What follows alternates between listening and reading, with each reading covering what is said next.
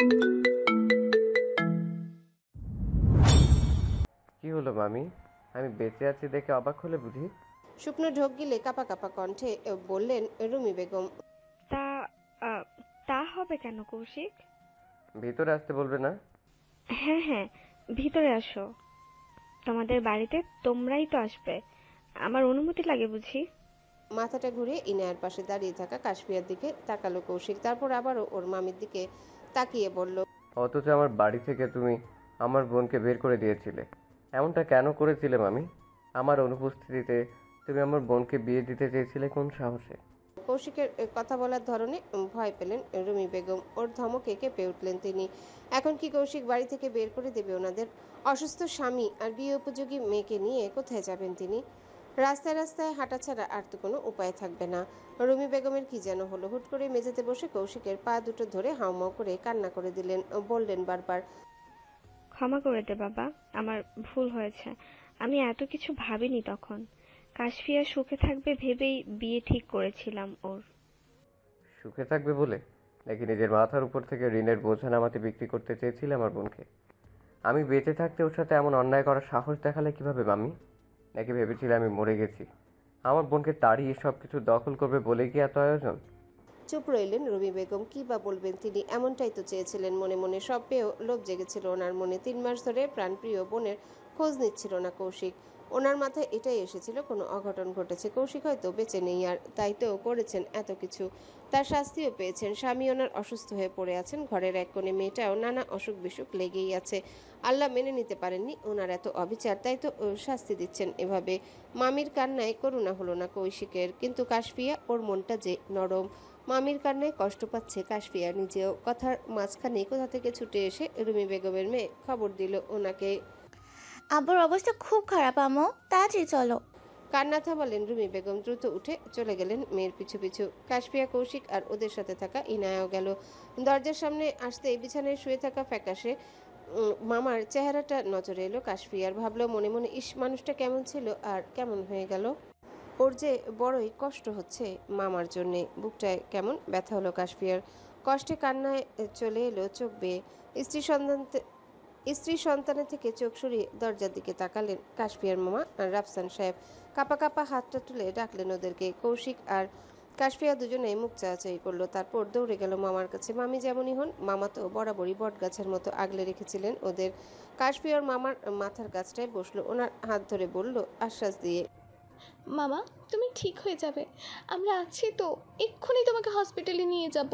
মলিন হাসলেন রাফসান সাহেব। বললেন ভাগ্নিকে, আমি তোকে দেখে রাখতে পারিনি রে মা, ক্ষমা করে দিস তোর এই অভাগা মামাকে। কথাটা বলে বড় করে শ্বাস ছাড়লেন রাফসান সাহেব। কাশফিয়া বুঝলো শ্বাস নিতে খুব কষ্ট হচ্ছে ওনার। মামার এমন অবস্থা দেখে কান্না করে দিল সে। কৌশিক মামাকে সান্ত্বনা দিয়ে বলল আবারও, এসব বলো না মামা, তুমি ভালো হয়ে যাবে। ইনা দাঁড়িয়ে দেখছে সবটা। ওনাকে হসপিটালে নিয়ে কাজ হবে না, বুঝতে পারছে ভালো করেই। তবে উপস্থিত সবাই ভেঙে পড়বে, তাই বলল না কিছুই। সময় পেরোলো কিছুটা। রাফসান সাহেবের অবস্থা আরও খারাপের দিকে গেল। বোনের কান্নার মামার অবস্থা দেখে কৌশিক তৈরি হলো ওনাকে হসপিটালে নিয়ে যাবে বলে, কিন্তু শেষ রক্ষা হলো না। শরীরটা কেমন ঠান্ডা হয়ে এসেছে রাফসান সাহেবের। সারা শব্দ না পেয়ে কৌশিক হয়তো আন্দাজ করলো কি ঘটেছে। চোখের ইশারায় কিছু বলল ইনায়াকে। দ্রুত এগিয়ে আসলো ইনায়া, চেক করলো রাফসান সাহেবকে। শ্বাস চলাচল বন্ধ হয়ে গেছে ওনার, বুঝতে বাকি নেই কারোরই। মৃত্যুর কোলে ঢলে পড়েছেন রাফসান সাহেব। কাছের মানুষের মৃত্যু যে খুব কষ্ট দেয় প্রত্যেককেই, যেভাবে কষ্ট পাচ্ছেন রুমি বেগম, ওনার মেয়ে আর কাশফিয়া। রাফসান সাহেবের দীর্ঘ 2 মাসের রোগভোগের অবসান হলো অবশেষে। কান্নায় ভেঙে পড়ল সবাই। কৌশিক দাঁড়িয়ে আছে স্তব্ধ হয়ে, চোখের কোণে একরাশ অশ্রু জমেছে ওর। কে বলেছে ছেলেরা কাঁদে না? কাছের মানুষ হারানোর কষ্ট যেমন কৌশিক বুঝে, মা বাবার পর আপন বলতে এই এক মামা ইচ্ছে ছিল ওদের। উনিও আজ চলে গেলেন পৃথিবীর মায়া ত্যাগ করে। রাফসান সাহেবের মৃত্যু পেরিয়ে গেছে 1 সপ্তাহ। একটার পর একটা ধাক্কা দুর্বল করে দিচ্ছে কাশফিয়াকে। সবকিছু ছেড়ে ইয়াসে চলে যাওয়াটা যে খুব কষ্ট দিচ্ছে ওকে, পোড়াচ্ছে ভেতরটা। কি করলে অবসান ঘটবে এই কষ্টের? কিভাবে আবারও কাছে পাবে ইয়াসকে?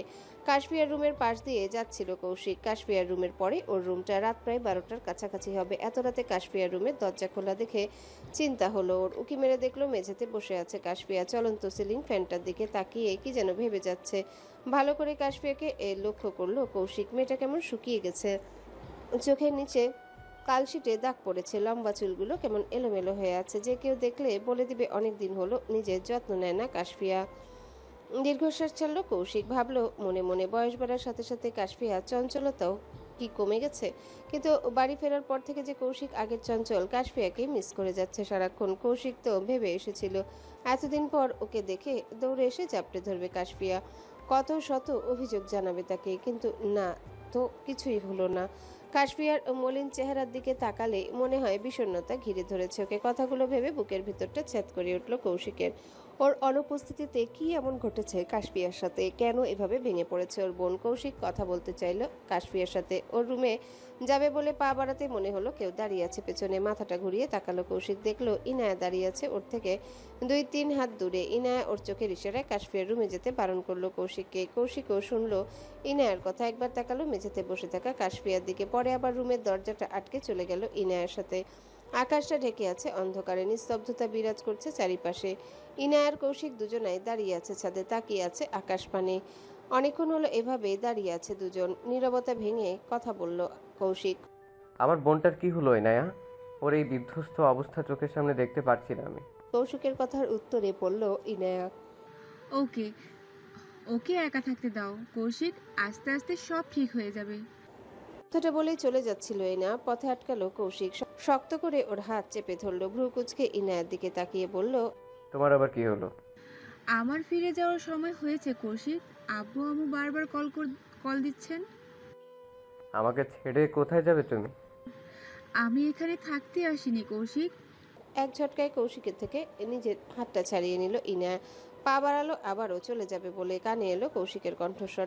বিয়ে করবে আমাকে? থেমে গেল ইনায়ার পা জোড়া। চোখে মুখে ওর খুশির ঝিলিক।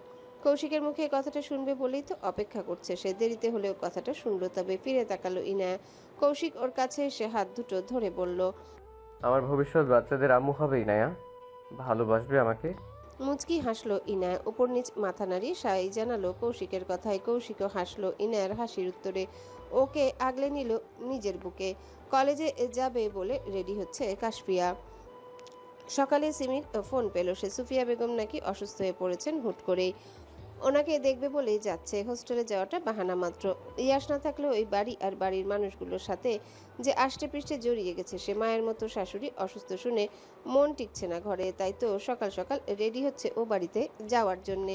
কৌশিককে তো আর বলা যাবে না এই বিয়ের বিষয়ে।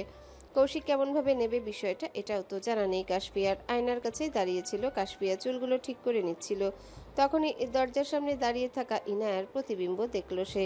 ঘুরে তাকালো ওদিকে, হেসে ভেতরে আসতে বলল ইনায়াকে। 2 হাতে কতগুলো শপিং ব্যাগ নিয়ে এসেছে ইনায়া। সবগুলো বিছানায় রেখে একটা একটা করে কাশফিয়াকে খুলে দেখালো সব। ওর পছন্দের সব জিনিসপত্র, চকলেট, চুড়ি, কত রকমের কসমেটিক্স রাখা এক একটা ব্যাগে। অবাক হলো কাশফিয়া। ইনায়া জানলো কিভাবে ওর পছন্দ অপছন্দ সম্পর্কে? পরক্ষণে আবার ভাবলো হয়তো ওর ভাই বলেছে। ইনায়া মুচকি হাসে জিজ্ঞাসা করলো কাশফিয়াকে, কেমন আছো উপমা? দ্রুত গতিতে মাথা তুলে তাকালো কাশফিয়া। হাসি মুখটা চুপসে গেল ওর। এই অতি পরিচিত ডাকনামটা যে কেবল ইয়াসের মুখেই মানায়। ইনায়া এই সেই নামে কেন ডাকছে ওকে?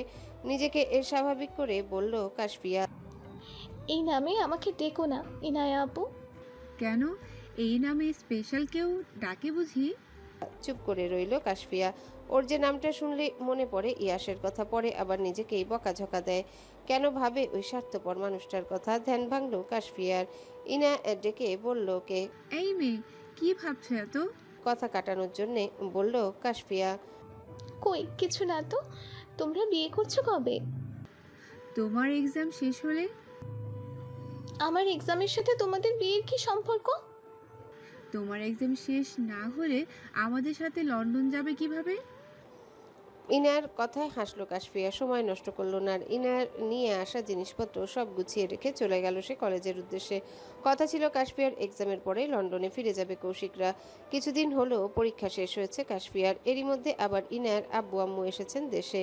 কৌশিক ইনার আংটি বদল হয়েছিল আগেই, বিয়েটাও ফেলে রাখতে চাইলেন না ওনারা। কৌশিক ছেলেটা দেখতে সুন্দর, ভালো চাকরি করে, তার উপর আবার একমাত্র মেয়ের পছন্দ, তাই বিয়েতে বাধা দেননি কেউই। সুন্দর মতো বিয়ে হয়েছে ওদের। কৌশিক ইনার বিয়ের 1 সপ্তাহ হলো কাশফিয়ার পরীক্ষা শেষ হয়েছে অনেক দিন। রেজাল্টও বেরিয়ে যাবে হয়তো, তাই আর দেরি করলো না কৌশিক। আজকেই ওরা ফিরে যাবে লন্ডনে। বাড়িতে এখনো আছেন রুমি বেগম। উনি চিরকৃতজ্ঞ কৌশিকের কাছে। এত কিছুর পরেও যে ঠাঁই দেবে বাড়িতে, ধারণাতেও ছিল না ওনার। সময়টা সকাল, চারিদিকে সুন্দর আবহাওয়া বিরাজ করছে। নির্জন নিস্তব্ধ রাস্তাটা দিয়ে একা একা হেঁটে যাচ্ছে কাশফিয়া। কোলে ওর ছোট্ট একটা বিড়াল ছানা। কাশফিয়া এই বিড়ালটার নাম দিয়েছে মমি। দিনের বেশিরভাগ সময় এই বিড়ালটার সাথেই কথা বলে কাটায় সে। বাতাস বইছে চারিদিকে। সেই বাতাসের সাথে পাল্লা দিয়ে রাস্তার দুই পাশে থাকা গাছের ডালপালাগুলো দুলছে বারবার। লন্ডনে আসার পর আজকে দ্বিতীয়বার হাঁটতে বেরিয়েছে কাশফিয়া, তাও একা একা। কৌশিক বাহিনী একে বলে আসেনি কিছুই। ওরা চিন্তা করছে হয়তো, করলে করুক। কাশফিয়ার মনটা ভালো নেই। মন খারাপগুলো উড়িয়ে দিতেই প্রকৃতির সাথে বন্ধুত্ব করতে এসেছে সে। একটা সাদা কালো রঙের লং কুর্তি পরেছে কাশফিয়া। গলায় সাদা রঙের একটা ওড়না পেঁচিয়ে রেখেছে। কোমর পেরিয়ে যাওয়া লম্বা চুলগুলো খুলে দিয়েছে। হাঁটতে হাঁটতে একটা অর্ধপরিচিত ফ্ল্যাটের সামনে এসে দাঁড়িয়েছে সে। বাড়িটার দিকে তাকে কি যেন ভেবে চলেছে। আগেরবার যখন ইনায়ের সাথে ঘুরতে বেরো হলো, এখানে এসেই দেখা হয়েছিল মমির সাথে। তারপর আর কি, মমিকে ভালো লাগলো কাশফিয়ার। অসহায়ের মতো একা একা ঘুরছিল মমি, তাই নিয়ে গেল নিজের সাথে করে। ফ্ল্যাটের সামনে দাঁড়িয়ে থেকে এইসবই ভাবছিল কাশফিয়া। ভাবলো এবার চলে যাবে জায়গাটা ছেড়ে। অসাবধানতায় হোঁচট খেয়ে পড়ে যেতে নিল সে। কোনোভাবে আবারও সামনে নিল নিজেকে, কিন্তু ওর হাতে থাকা বিড়াল ছানাটা কোথায় যেন চলে গেল। তখন কাশফিয়া চারিদিকে তাকিয়ে খুঁজলো বিড়ালটাকে। না পেয়ে ভাবলো এবার ফ্ল্যাটের ভিতর গিয়েই খুঁজবে। ফ্ল্যাটের ভিতর ঢুকে আশেপাশে মমিকে খুঁজলো কাশফিয়া। পেয়েও গেল সে। পা বাড়ালো মমিকে নিয়ে আসবে বলে, কিন্তু তখনই কেউ এসে কোলে তুলে নিল মমিকে। মমির থেকে চোখ সরিয়ে মানুষটার দিকে তাকালো কাশফিয়া। পিছিয়ে গেল কয়েক পা। চোখের সামনে কাকে দেখছে সে? ইয়াস দাঁড়িয়ে আছে কাশফিয়ার থেকে কিছুটা দূরেই। কাশফিয়ার যে বিশ্বাসই হচ্ছে না কিছুই। সে কি স্বপ্ন দেখছে, না হয়তো সত্যি দেখছে। ওর যে ইচ্ছে করছে ইয়াসের কাছে যেতে, ইয়াসকে জিজ্ঞাসা করতে কেন এত কষ্ট দিল ওকে, কেন এতদিন পালিয়ে বেরিয়েছে ওর থেকে। ইয়াস কি উত্তর দিবে কাশফিয়ার সব প্রশ্নের? হয়তো না। এতদিনে হয়তো ভুলেই গেছে সে কাশফিয়াকে। কাশফিয়া ভাবছে কথাগুলো। এরই মধ্যে মুখ তুলে তাকালো ইয়াস। ইয়াসকে ভালোভাবে লক্ষ্য করলো কাশফিয়া। আগের থেকে অনেকটাই শুকিয়ে গেছে ইয়াস। গায়ে থাকা কালো রঙের শার্টটার বুকের মধ্যে দিকের কয়েকটা বোতাম খুলে রেখেছে। চুলগুলো কেমন এলোমেলো হয়ে লেপ্টে আছে কপালের সাথে। ইয়াস তো অগোছালো নয়, তাহলে এই অবস্থা কেন ওর? ইয়াস তাকিয়েছে কাশফিয়ার চোখ বরাবর। একটু একটু করে এগিয়ে আসলো ওর কাছে। ইয়াসের ভাবভঙ্গি দেখে মনে হচ্ছে সে আগে থেকেই জানতো কাশফিয়া এখানে আসবে, অপেক্ষা করছিল ওর জন্য। ইয়াস মুচকি হেসে ফ্ল্যাটের দরজার দিকে হাত দেখিয়ে বলল কাশফিয়াকে, welcome to our new home, Mrs Yas Raihan. চোখ রাঙিয়ে তাকালো কাশফিয়া, ধারালো কণ্ঠে বলল, হু ইজ ইয়াশ রায়হান? এই নামের কাউকে আমি চিনি না, আর না তো আমি কারো মিসেস। বাঁকা হাসলো ইয়াস। কাশফিয়ার চোখে চোখ রেখে বলল, অথচ তোমার মনের অলিন্দে আমার নামটাই প্রতিধ্বনি হয় নিঃশব্দে। আমার অস্তিত্ব মুছে ফেলার সাহস তোমার কোনো কালেই হবে না উপমা। তুমি যে আস্ত আমিটাকে ধারণ করছো নিজের আত্মার গভীরতম স্তরে, নিঃশ্বাসের প্রতিটি কম্পনে। ইয়াসের কণ্ঠস্বরের প্রতিটা কথা কানে বাজছে কাশফিয়ার। সব রেখে ও একধানে তাকিয়ে আছে ইয়াসের মুখ পানে। ইয়াসের ঠোঁটের কোণে লেগে থাকা হাসি দেখে রাগ হলো কাশফিয়ার। মানুষটা তো ভালোই আছে ওকে ছাড়া। কাশফিয়া তো বোকা যে ওকে ছেড়ে এসেছে, তার জন্যে হাই হুতাশ করে মরছে এতদিন। না, কাশফিয়া ভুল করেছে। ইয়াস নামক পাষাণ মানুষটাকে নিয়ে আর ভাববে না সে, আর ভালোবাসবে না নিজের সবটুকু দিয়ে। কাশফিয়া এগিয়ে এলো ইয়াসের কাছে। ওর হাতে থাকা মমিকে নিতে চাইলে আসলো না মমি।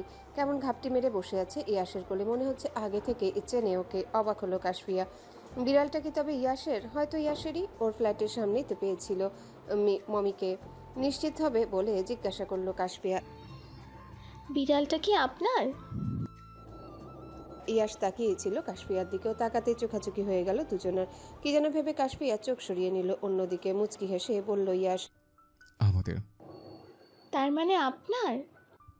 হুম, আমার মানেই তো তোমরা, তোমার মানেই তো আমার, সুতরাং আমাদের। আপনার মানেই আমার? এটা কে বলেছে? আপনি আর আমি আলাদা। আপনার কিছুই আপনার নয়, আর না তো আমার কিছুই আপনার। পুরো তুমিটাই তো আমার উপমা। ইয়াসের মন ভোলানো কথায় তেমন পাত্তা দিল না কাশফিয়া। নিজের বলা কথাটা শেষ হতে চলে যাচ্ছিল সে। ইয়াসের কণ্ঠস্বর কানে আসলো আবার। মমি কি নেবে না? পা জোড়া থেমে গেল কাশফিয়ার। এই বিড়ালটার নাম যে ও মমি দিয়েছে, ইয়াস জানলো কি করে? অদ্ভুত সব প্রশ্ন যাচ্ছে কাশফিয়ার মনে। মমি কি কথা বলতে পারে? কোনোভাবে কি বলেছে কথাটা ইয়াসকে? পরক্ষণে আবার নিজের মাথায় নিজে গাঁটটা মেরে বলছে কাশফিয়া, ধুর, কী সব ভাবছি। বিড়াল কি করে কথা বলবে? ইয়াশ কি তবে কালো জাদু জানে? নাহলে শুনলো কোথা থেকে? কাশফিয়া বিড়ালটার নাম দিয়েছে মমি। মনের প্রশ্নগুলো সব মনেই রেখে দিল কাশফিয়া। ইয়াসের সাথে এত কথা বলতে চায় না সে। কাশফিয়া ঘুরে তাকালো, মেজাজ দেখিয়ে বলল ইয়াসকে, আপনি যেমন আপনার বিড়ালটাও তেমনই হবে। রাখুন ওকে নিজের কাছে। জেনে শুনে আমি সাপ পালবো না। কিন্তু মমি তো সাপ নয়, ও আমার আদরে বিড়াল ছাড়া, যতটা আদরে তুমি। কাশফিয়ার কানে যায়নি ইয়াসের কথা। সে তো একদিনে তাকিয়েছে ইয়াসের কোলে থাকা মমির দিকে। মনে মনে ভাবছে, যেমন বেঈমান স্বার্থপর মালিক তেমন তার বিড়াল। কত যত্ন করলো এই কয়টা দিন, সুন্দর একটা নাম দিল, আর এখানে এসে যেই না নিজের মালিককে পেল চলে গেল তাকে ছেড়ে। কাশফিয়ার রাগ হলো, মনে মনে ভেবে নিল মমি আর মমির মালিক কাউকেই ভালোবাসবে না। সে রাত প্রায় 1টার কাছাকাছি বিছানায় পড়ে ছটফট করছে কাশফিয়া। ঘুম নেই ওর দু চোখের পাতায়। চোখ বন্ধ করলে কেন বারবার দেখছে ইয়াসকে। ওর গায়ের পরিচিত পারফিউমের ঘ্রাণ পাচ্ছে বারবার। চেনা পরিচিত ডাকনামটা কানে বাজছে ওর। কেন হচ্ছে এমন? কেন নিজের মন থেকে চেয়েও বুঝতে পারছে না ইয়াসের অস্তিত্ব? মাঝে মাঝে এটা ভাবলে অবাক লাগে, কাশফিয়ার লোকটা পুরোপুরি দখল করে নিয়েছে ওর মন মস্তিষ্ক। তাই তো যেদিকে তাকায় সেদিকেই দেখতে পাই ইয়াসকে। অনেক ভাবনা চিন্তা করলো কাশফিয়া। বড় একটা শ্বাস ছেড়ে চোখ দুটো বন্ধ করলো আবারও। যাই হয়ে যাক, ঘুমোবে এবার, আর ভাববে না ইয়াসকে নিয়ে। এই হলো কাশফিয়ার উদ্দেশ্য। নিজের ভাবনায় কাশফিয়া সফল হলো বটে। অনেক চেষ্টার পর ঘুম এলো দু চোখের পাতায়। বেঘরে ঘুমোচ্ছে কাশফিয়া। মনে হচ্ছে কেউ এসে বসেছে ওর পাশে। নিজের ঠোঁটের উষ্ণ স্পর্শ এঁকে দিচ্ছে ওর পুরো মুখে। লোকটার হাতের অবাধ্য বিচরণ চলছে পুরো শরীর জুড়ে। বারবার মনে হচ্ছে স্পর্শের সাথে পরিচিত সে। আচমকায় চোখ খুলে তাকালো কাশফিয়া। দরজার দিকে তাকিয়ে দেখলো আগের মতোই বন্ধ আছে দরজাটা। শুকনো ঢোক গিলে উঠে বসলো সে। যেই না পাশ ফিরে তাকালো, নজরে আসলো পরিচিত মুখ। মাথায় হাত ঠেকিয়ে কাশফিয়ার ঠিক পাশেই শুয়ে আছে ইয়াস। ঠোঁট কামড়ে হাসছে সে। নিষ্পলক দৃষ্টিতে তাকিয়ে আছে কাশফিয়ার দিকে। ভরকালো কাশফিয়া। এত রাতে ইয়াস ওর রুমে কিভাবে আসলো? কেই বা করছে? চিৎকার দিতে চাইলো কাশফিয়া, কিন্তু তার আগে ইয়াস নিজের হাত দিয়ে মুখ চেপে ধরল ওর।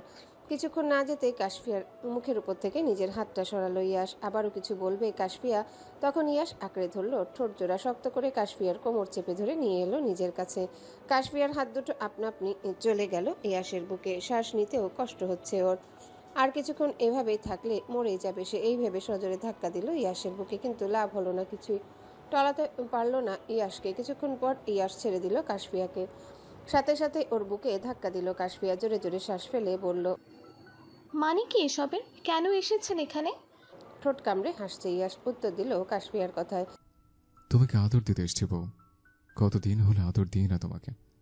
আমার আদরের অভাবে অনেকটা শুকিয়ে গেছো তুমি। ইয়াসের কথা কাশফিয়ার রাগ হচ্ছে অনেক। মুখ ভেঙচি কেটে বলছে ওকে, একদমই না। তাহলে নিশ্চয়ই আমার চিন্তায় শুকিয়েছ। আমারই তো উচিত দিনে 3 বেলা আদর দিয়ে তোমাকে সুস্থ করে তোলা। যতই হোক আমার একমাত্র বউ তুমি। ভ্রু কুচকালো কাশফিয়া। রেগে বলল ইয়াসকে, আপনি কি ভেবেছিলেন আপনার বিরহে মরে যাব আমি? দেখুন আমি দিব্যি বেঁচে আছি, হাঁটা চলা করছি। আপনার চলে যাওয়া আমার কোনো ক্ষতি করেনি, হবেও না। এইসব মন ভোলানো কথা বাদ দিয়ে চলে যান এখান থেকে।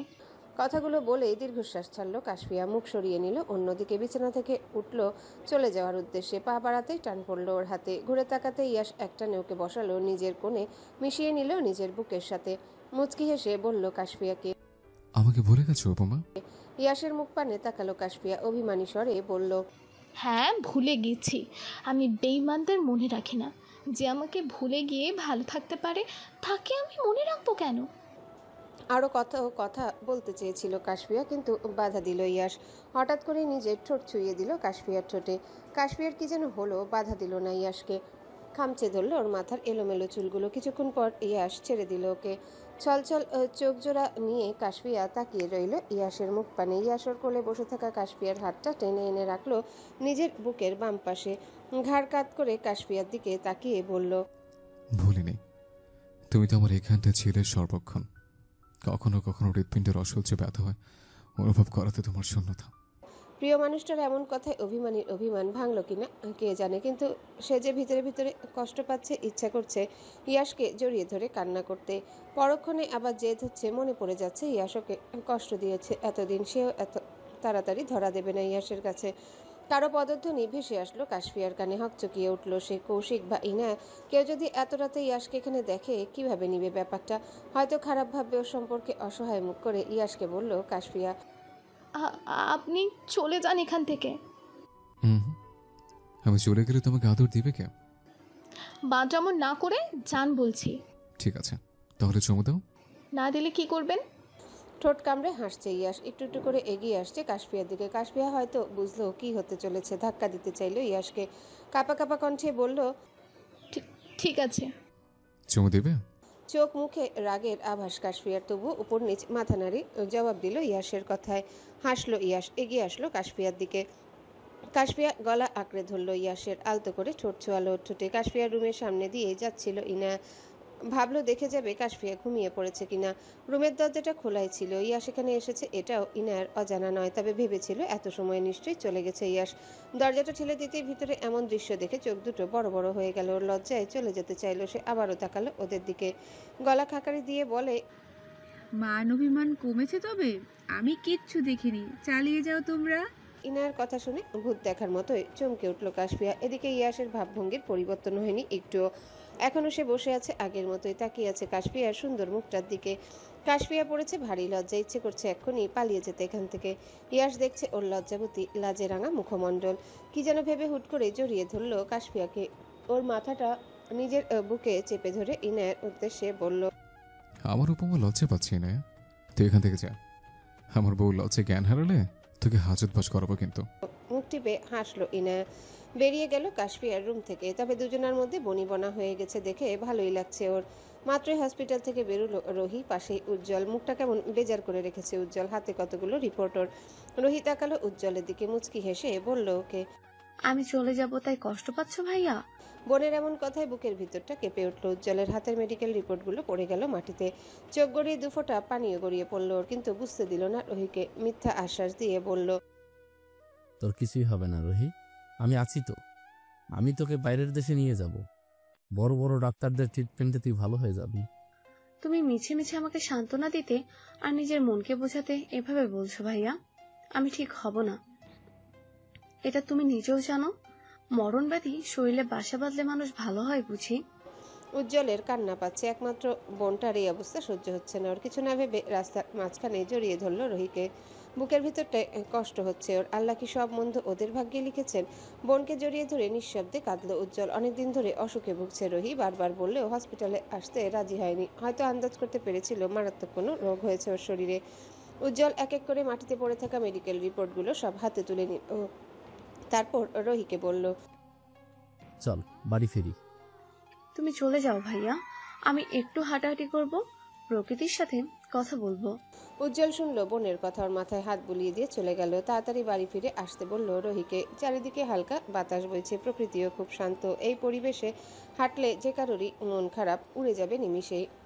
রোহি হেঁটে যাচ্ছে শুনশান নিরিবিলি রাস্তাটা দিয়ে। হঠাৎই ওর কানে আসলো অতি পরিচিত সেই নামটা। হ্যাঁ, ইয়াসের নাম কানে এসেছে। রোহি দ্রুত গতিতে মাথা ঘুরিয়ে তাকালো। রোহি বুঝলো ওর ভুল হয়েছে। এক নামে তো অনেক মানুষই থাকে পৃথিবীতে, অন্য কাউকে হয়তো ইয়াস নামে ডেকেছে কেউ, তারই বোঝার ভুল হয়েছে। আবারও হাঁটতে শুরু করলো রোহি। রাস্তার দুই পাশে সারিবদ্ধ অনেক গাছপালা। একটা জায়গায় সুন্দর করে বেঞ্চ পাতানো দেখে রোহি গিয়ে বসলো। তাতে কি যেন ভেবে দীর্ঘশ্বাস ছাড়লো রোহি। আকাশপানে তাকিয়ে বলল আফসোসের স্বরে, একটাই তো জীবন খোদা, আবার এক জীবনে এত অপূর্ণতা কেন দিলে তুমি? চোখ বন্ধ করে শ্বাস ছাড়লো রোহি। বেঞ্চের সাথে মাথাটা এলিয়ে দিয়ে কি যেন ভাবতে শুরু করলো সে। বিষণ্ণ মন নিয়ে গালে হাত দিয়ে সোফায় বসে আছে কাশফিয়া, তাকিয়ে আছে জানালার দিকে। ইনা এখন হসপিটালে, কৌশিক নিজের রুমেই আছে। ওর মাথাটা প্রচন্ড ব্যথা হয় মাঝে মধ্যে, তাই কাশফিয়াই বলেছে শুয়ে থাকতে। কৌশিকের সাথে কি হয়েছে ভাবলে অন্তরাত্মা কেঁপে ওঠে ওর। ইনা থেকে শুনেছে সবটা। কৌশিক লন্ডনের এক নামী ল ফার্মে কর্পোরেট লয়ার হিসেবে কাজ করে। শেষবার যে কোম্পানির কেস লড়েছিল সেই কোম্পানি একটা বড় চুক্তিতে প্রতারণা করছে, এসব ঘটনা না জেনে তাদের সাপোর্ট করেছিল কৌশিক। কিন্তু পরে যখন বুঝলো সে ভুল করেছে, ওই কোম্পানির বিরুদ্ধে চলে যায় সে। যা পছন্দ হয়নি কোম্পানির মালিকের। ওনারা সবাই ঝামেলা বাঁধিয়েছিলেন কৌশিকের সাথে। নানা ঝামেলায় কৌশিকের জবটাও চলে যেতে বসেছিল। ইয়াশ আর কৌশিক দুজনেই বেস্ট ফ্রেন্ড। ইনায়ের সাথে কৌশিকের পরিচয়টাও ইয়াশের মাধ্যমে। সবটা শুনে ইয়াশ কোনোভাবে জড়িয়ে পড়েছিল এসবের সাথে। কৌশিকের প্রতি এমন অন্যায় মেনে নিতে পারেনি সে। ওই কোম্পানিটা ইয়াশের স্টুডেন্ট মেহেকের আব্বুর। ইয়াশের বাড়াবাড়ি দেখে কৌশিকের রাগটা উনি মেটাতে চাইছিলেন ইয়াশের প্রতি। ইয়াশ ক্লাস নিচ্ছিল সেদিন, তখনই কেউ কল দিল। কৌশিকের বিপদ হয়েছে, মাথায় কাজ করছিল না ইয়াশের। ভাবলো ঘটনা সত্যি। ছুটে যাচ্ছিল ওদের দেওয়া লোকেশনে। তখনই দ্রুতগতিতে কোথা থেকে একটা গাড়ি আসলো। উদ্দেশ্য হয়তো ইয়াশকে মারা, কিন্তু কৌশিক বাঁচিয়ে নিল। ইয়াশকে ধাক্কা দিয়ে ওকে সরিয়ে দিল রাস্তা থেকে। গাড়িটা এসে ইয়াশের বদলে কৌশিককে ধাক্কা দিল। কৌশিক গিয়ে ছুটকে পড়ল কিছু দূরে। পাকা রাস্তা এভাবে পড়ায় মাথাটায় ব্যথা পেল অনেক। তখনও কেউ বুঝেনি এত কিছু কেন হলো। সব ভুলে ইয়াশের মাথায় আসলো যে করেই হোক কৌশিককে বাঁচাতে হবে। হসপিটালে যখন মৃত্যুর সাথে পাঞ্জা লড়ছিল, কৌশিক ভাঙা ভাঙা কণ্ঠে বারবার বলছিল ইয়াশের হাত ধরে। ওর কিছু হয়ে গেলে কাশফিয়াকে যেন দেখে রাখে ইয়াশ, ওর কাছে যেন পৌঁছে দেয় কৌশিকের মৃত্যুর খবর। কথাগুলো ভাবনায় আসলেই কেমন ভয় লাগে কাশফিয়ার। ওর অজান্তে কত কিছু হয়ে গেছে কৌশিকের সাথে, নিজেও জানে না। দরজার টুংটাং আওয়াজে ধ্যান ভাঙলো ওর। নিজেকে স্বাভাবিক করলো কাশফিয়া। উঠে গিয়ে খুলে দিল দরজাটা। দরজায় সামনে দাঁড়িয়ে থাকা মানুষটাকে দেখে মনে হয় খুব একটা খুশি হলো না কাশফিয়া। ইয়াশ দাঁড়িয়ে আছে দরজার সামনে, ওর কোলে ঘাপটি মেরে বসে আছে মমি। ইয়াশ কিছু বলবে তার আগে চোখ মুখ শক্ত করে বলল কাশফিয়া, কি চাই? যদি বলি তোমাকে চাই? তাহলে বলবো ফিরে যান। ইয়াশ হাসলো কেবল। কাশফিয়ার পাশ কাটিয়ে ঢুকলো ভেতরে। কৌশিক আর ইনায়া নিচেই ছিল। ইয়াশকে দেখে ওর কাছে এসে হাত মেলালো কৌশিক। ইনায়া চলে গেল কিচেনে ওদের জন্য খাবার বানাতে। বেশ কিছুক্ষণ গল্প গুজব করলো ইয়াশ আর কৌশিক। পুরোটা সময় ইয়াশ আর চোখে দেখে যাচ্ছিল কাশফিয়াকে। কাশফিয়ার কেমন অস্বস্তি হতে লাগলো। এক জায়গাতে বসে থাকতে থাকতে বিরক্ত লাগছে ওর। উঠে চলে যাবে তখন শুনলো ইয়াশের কথা। কৌশিক, আমার জন্য বিয়ে উপযোগী সুন্দর একটা মেয়ে খুঁজে দে তো। মনটা আমার বিয়ে বিয়ে করছে। কৌশিক জানে ইয়াশ মজা করছে, তাই তেমন পাত্তা দিল না ওর কথা। ইনায়াও তখন আসলো ওদের জন্য কফি নিয়ে। কাশফিয়া রেগে তাকিয়ে আছে ইয়াশের দিকে। সামনে জলজান্ত বউ দাঁড়িয়ে আছে ওর, আবার বলছে বিয়ে করবে। কাশফিয়ার রাগ হচ্ছে প্রচণ্ড। ইচ্ছে করছে ইয়াশের মাথা চুলগুলো সব ছিঁড়ে ফেলতে। কিছুক্ষণ ওভাবে দাঁড়িয়ে থেকে গটগট করে হেঁটে গেল কৌশিকের কাছে। বলল ওকে, ভাইয়া আমি বিয়ে করব, আমার জন্য ছেলে দেখো। কৌশিক হা করে তাকিয়ে আছে কাশফিয়ার দিকে। ওকে কাছে টেনে গালে কপালে হাত দিয়ে দেখলো জ্বর এসেছে কিনা। না, সবই তো ঠিক আছে। তাহলে কাশফিয়া হুট করে বিয়ের কথা বলছে কেন? যে মেয়ে বিয়ের নাম শুনলে মামির সাথে ঝগড়া বাঁধাতো, সে নিজ মুখে বলছে বিয়ে করবে। কৌশিক অবাকের সহিত জিজ্ঞাসা করলো কাশফিয়াকে, তুই ঠিক আছিস? ঠিক থাকবো না কেন? তুমি এমন হাবভাব করছো মনে হচ্ছে আমি আকাশের চাঁদ এনে দিতে বলেছি ভালো দেখে একটা বর এনে দিতে। এমন অবাক হওয়ার কি আছে? কৌশিক নিজেকে স্বাভাবিক করলো। একবার কাশফিয়ার দিকে তাকিয়ে পরে আবার ইনায়ার দিকে তাকালো। ঠাট্টা স্বরে পড়ল, তা তো দিবই। চলো ইনায়া, আমাদেরকে কাশফিয়ার জন্য পেট মোটা টাকলা স্বাস্থ্যবান বর খুঁজে বের করতে হবে। কাশফিয়া হয়তো বুঝলো ভাই ঠাট্টা করছে ওর সাথে। রাগ দেখে চলে গেল নিজের রুমে। ইয়াশ বসে আছে আগের মতোই। কাশফিয়ার যাওয়ার পানে তাকিয়ে কি যেন ভেবে বাঁকা হাসলো সে। গাল ফুলিয়ে বিছানায় বসে আছে কাশফিয়া। কেন যেন রাগ হচ্ছে ইয়াশের উপর। বিয়ে করবে মানে? কাশফিয়া তো এখনো বেঁচে আছে, বউ রেখে আবার বিয়ে করে কেউ? এসব ভাবছে আর রাগে ফুঁসছে কাশফিয়া। মনে হলো দরজার সামনে দাঁড়িয়ে আছে কেউ। উঠে দেখতে যাবে তখনই কোথা থেকে দৌড়ে আসলো মমি। কাশফিয়া রেগে বলল মমিকে, এখানে এসেছিস কেন মমি? তোর মালিকের কাছে যা। ওভাবেই বসে রইল মমি। ড্যাব ড্যাব করে তাকালো কাশফিয়ার দিকে। কিছুক্ষণ পরে আবার গিয়ে বসলো পায়ের কাছে। এমন আদুরে বিড়ালটার উপর কাশফিয়া রাগ করে থাকবে কিভাবে? মুচকি এসে হাঁটু গেড়ে বসলো মেঝেতে। মমিকে কোলে তুলে নিয়ে বলল সে, তুই ওই তিত কটলা লোকটার সাথে কিভাবে থাকিস রে মমি? পরিচিত কণ্ঠস্বর কানে আসতে দরজার দিকে তাকালো কাশফিয়া। বুকে দুই হাত ভাঁজ করে দরজার সাথে হেলান দিয়ে দাঁড়িয়ে আছে ইয়াশ। কাশফিয়া ওর চোখ সরিয়ে নিল অন্যদিকে। ইয়াশ দরজাটা আটকে দিয়ে একটু একটু করে এগিয়ে আসলো ওর দিকে। অভিমান ভাঙেনি, ভালোই বুঝতে পারছে সে। কিন্তু ইয়াশও যে ঠিক করে নিয়েছে আজকে তার উপমার মনে থাকা সব রাগ অভিমান সরিয়ে দেবে নিজের ভালোবাসা দিয়ে। এত অভিমান কেন করছো উপমা? দূরত্ব না বাড়ালে কি ভালোবাসার গুরুত্ব বাড়ে বলো? কিছুক্ষণ থেমে আবারও বলল ইয়াশ, একটা প্রশ্নের উত্তর দেবে? ইয়াশের কথায় মন গলেনি কাশফিয়ার। অভিমানী স্বরে বলল অন্যদিকে তাকিয়ে, কি প্রশ্ন? তুমি কখন বুঝতে পেরেছো তুমি আমাকে ভালোবাসো? ফটাফট উত্তর দিল কাশফিয়া। কে বললো আমি আপনাকে ভালোবাসি? আমি তো আপনাকে ভালোবাসি না। ঠিক আছে, তবে বিয়ে করে নেই। তোমাকে বলতে আমারও সময় লাগবে না। রেগে তাকালো কাশফিয়া। মমিকে কোলে নিয়ে নামিয়ে ইয়াশের কাছে এগিয়ে গেল। ওর বুকের মধ্যে ঘুষি মেরে বলল রাগত স্বরে, জলজ্যান্ত আমি দাঁড়িয়ে আছি আপনার সামনে, আর আপনি বারবার বিয়ের কথা বলছেন। লজ্জা লাগে না? কষ্ট হয় না? হাসলো ইয়াশ। কাশফিয়ার হাতটা ধরে ওর বুকের বাম পাশে রেখেই বলল, হুম, উপমাকে আমার জন্য কষ্ট পায়? আমি পাবো কেন? এক ঝটকায় ইয়াশের থেকে নিজের হাতটা ছাড়িয়ে নিল কাশফিয়া। গটগট করে হেঁটে বিছানায় গিয়ে বসলো সে। বলল আবারও, একদম ঢং করবেন না। আপনার চিন্তায় আমি কত রাত ঘুমাইনি জানেন? আমাকে ছেড়ে এসে তো ভালোই আছেন আপনি। আমি বোকার মতো ভেবে গেছি আপনার জন্য। কথাগুলো বলেই জিভ কাটলো কাশফিয়া। আবেগী হয়ে কী সব বলে দিয়েছে খেয়ালও করেনি এতক্ষণ। ইয়াশ হাসছে কাশফিয়ার মুখের ভাবভঙ্গি দেখে। এগিয়ে গেল ওর কাছে, পাশে বসে কাশফিয়াকে ঘুরিয়ে নিল নিজের দিকে। ওর মাথার এলোমেলো চুলগুলো সব ঠিক করে দিয়ে চুমু দিল কপালে। মুচকি হেসে বলল কাশফিয়াকে। তুমি আমাকে ভালোবাসো উপমা, মুখে না বললেও ভালোবাসো। কাশফিয়ার কি যেন হলো, ছলছল চোখে কিছুক্ষণ তাকিয়ে রইল ইয়াসের মুখ পানে। হুট করে জাপড়ে ধরল ইয়াসকে, বুকে মাথা রেখে বলল সে। বাসি তো আমি আপনাকে, ভালোবাসি, পাগলের মতো ভালোবাসি। আমার একদিকে আপনি, অন্যদিকে পুরো পৃথিবী। আপনাকে ছাড়া যে আমার অন্ধকার লাগে সব কিছু। ইয়াস পুরো কথাটা বলতে দিল না কাশফিয়াকে। থুতনিতে হাত রেখে ওকে চাওয়ালো নিজের দিকে। টুপ করে ঠোঁটে একটা চুমু দিয়ে বলল, তুমি কবে আমার জন্য এত পাগল হলে উপমা? কবে থেকে বলছিলে আমাকে ভালোবাসো? আমি চলে আসার পরেই তো? উপর নিচ মাথা নাড়ালো কাশফিয়া, যার উত্তর হ্যাঁ। ইয়াস ওকে জড়িয়ে ধরলো আবারও। কাশফিয়ার মাথাটা চেপে ধরলো নিজের বুকে, বলল মুচকি হেসে, দেখলে তো, দূরত্ব বাড়লে ভালোবাসা বাড়ে। তোমার জীবনে আমার প্রয়োজনীয়তা বোঝানোর জন্যই আমাকে এত কিছু করতে হলো। ড্রয়িং রুমে বসে ছিলেন সুফিয়া বেগম। একটু আগে কথা বললেন কাশফিয়ার সাথে। ছেলে বৌমার বনিবনা হয়নি দেখে খারাপ লাগছে ওনার। ঈশানের ঘটনাটাও কানে এসেছে উজ্জ্বলের উসিলায়। প্রথমে বিশ্বাস করতে পারেননি তিনি, তবে দুয়ে দুয়ে চার মেলাতে খুব একটা সময় লাগেনি। ঈশান যেমন উশৃঙ্খল মদ খেয়ে মাতলামো করে হয়তো করেছিল এমন পরপর দুইবার, একই ঘটনা তো পুরোটা মিথ্যা হতে পারে না। সবটা শুনে ঈশানের প্রতি ওনার মায়া লাগছে কম, ঘৃণা হচ্ছে বেশি। এই ছেলেকে কিনা এতদিন খাইয়ে পড়িয়ে মানুষ করলেন, সবকিছু ভেবে দীর্ঘশ্বাস ছাড়লেন সুফিয়া বেগম। স্বামীর ডাক পেয়ে চলে যাচ্ছিলেন সিঁড়ি বেয়ে নিজের রুমে। দরজার ঠকঠক আওয়াজ কানে আসতেই ফিরে তাকালেন সুফিয়া বেগম। আফিয়া, উজ্জ্বল, সিমি সবাই মাত্রই আসলো। রোহি নিজের রুমেই আছে, ইদানিং রুম থেকে বের হয় না সে। সুফিয়া বেগম আস্তে আস্তে এগিয়ে গিয়ে খুলে দিলেন দরজাটা। দরজার সামনে দাঁড়িয়ে থাকা ঈশানকে দেখে ভ্রু কুচকালেন তিনি।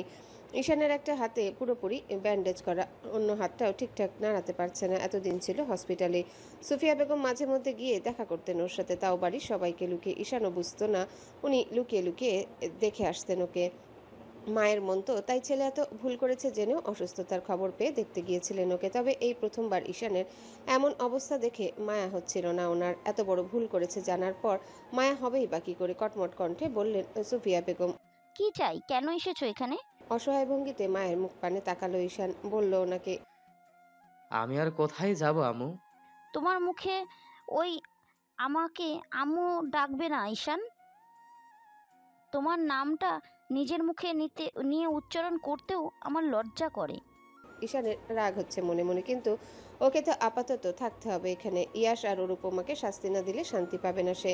ঈশান কি যেন ভেবে হুট করে বসে পড়ল মেঝেতে। সুফিয়া বেগমের পায়ে পড়ে বলল বারবার, আমার ভুল হয়েছে আম্মু। ড্রিঙ্ক করে আমার মাথা ঠিক ছিল না।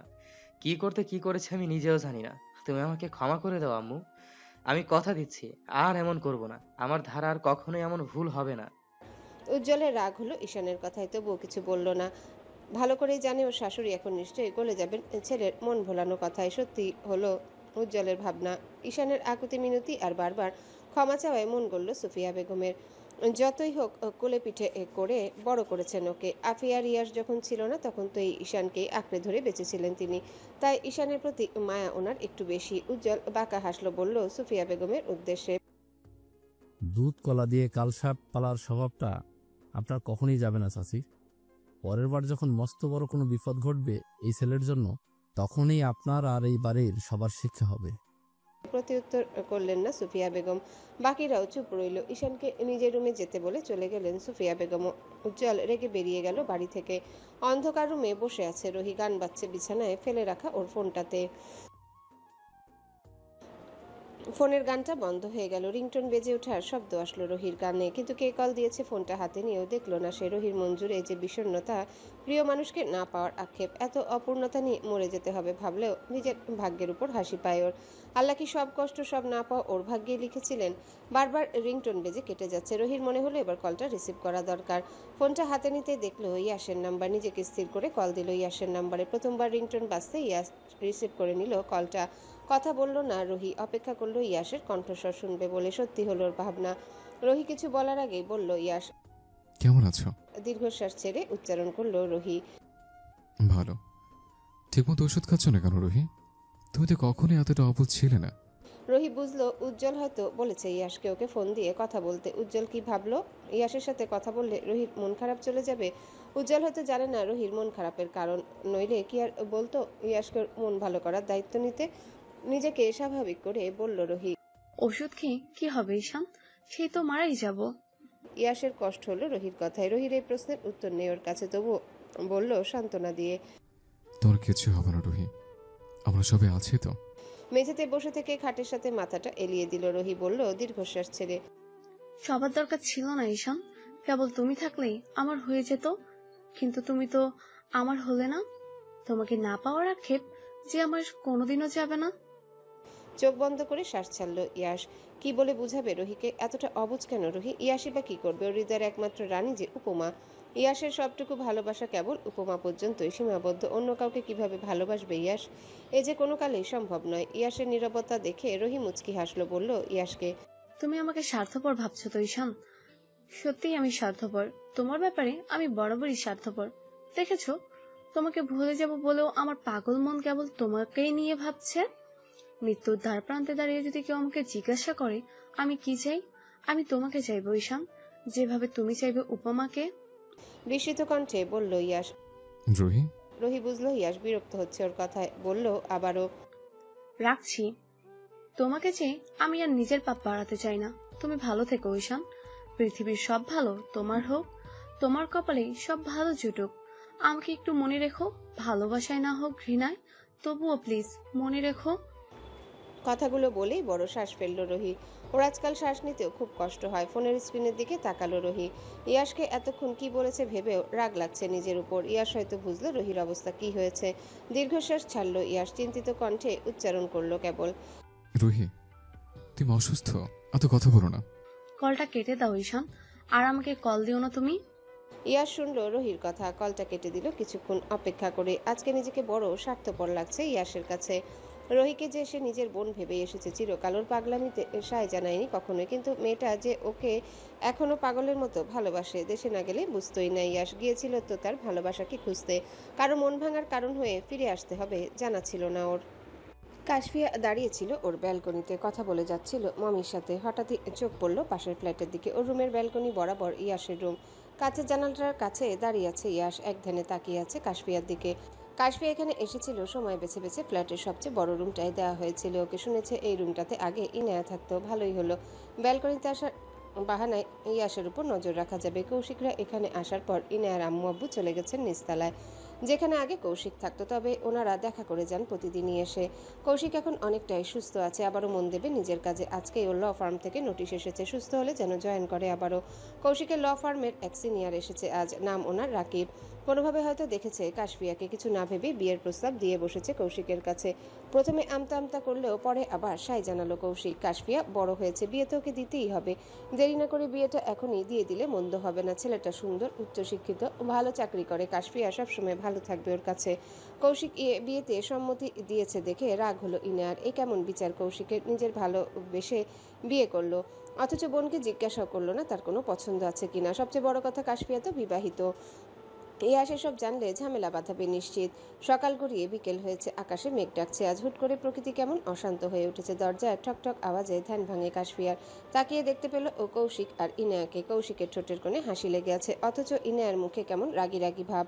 দুজনের মধ্যে ঝামেলা হলো কিনা বুঝতে পারছে না কাশফিয়া। ঝামেলা হলে তো আবার একসাথে আসতো না দুজনে, হয়তো অন্য কারণে রেগে আছে ইনায়া। মুখে হাসি টেনে ভাই ভাবিকে ভেতরে আসতে বলল কাশফিয়া। কৌশিক এগিয়ে এসে কাশফিয়ার হাতে কিছু শপিং ব্যাগ ধরিয়ে দিল। সেজেগুজে রেডি হতে বলল ওকে। কাশফিয়া বুঝলো না কিছুই। ওরা কি কোনো অনুষ্ঠানে যাচ্ছে নাকি বাড়িতে গেস্ট আসবে? কৌতূহলী হয়ে জিজ্ঞাসা করলো কাশফিয়া। সাজবো কেন ভাইয়া? আমরা কি কোথাও যাচ্ছি? না, বাসায় গেস্ট আসবে। গেস্ট আসার সাথে আমার সাজগোজের কি সম্পর্ক? এত কথা বলিস না তো কাশফি, যা বলেছি তাই কর। ইনায়াকে কিছু বলার সুযোগ দিল না কৌশিক। কাশফিয়ার বিছানায় শপিং ব্যাগগুলো সব রেখে চলে গেল ইনায়াকে নিয়ে। ঘর ভর্তি মানুষের সামনে বসে আছে কাশফিয়া। গায়ে জড়ানো একটা নীল রঙের সুন্দর জামদানি শাড়ি, তার উপর সোনালী সুতোর কাজ। কৌশিক অনেকগুলো শাড়ি এনে দিয়েছিল কাশফিয়াকে, বেছে বেছে নীল রঙের শাড়িটাই পরলো সে। কারণও আছে বটে, এই রংটা তো ইয়াসের পছন্দের, কিন্তু ইয়াসের পছন্দের রঙের শাড়ি পরে অন্য কারো সামনে বসে আছে কাশফিয়া। এখানে এসে যা বুঝলো কৌশিক বিয়ে ঠিক করতে চাইছে ওর। বারবার বলার পরেও ছেলেটার দিকে সে তাকিয়েও দেখেনি, রাগ হচ্ছে খুব। কৌশিক না জানুক, ইনে এত জানে কাশফিয়া নিজের মন দিয়ে বসে আছে ইয়াসকে। তাহলে কেন এত আয়োজন তার বিয়ে নিয়ে, তা অন্য কারোর সাথে?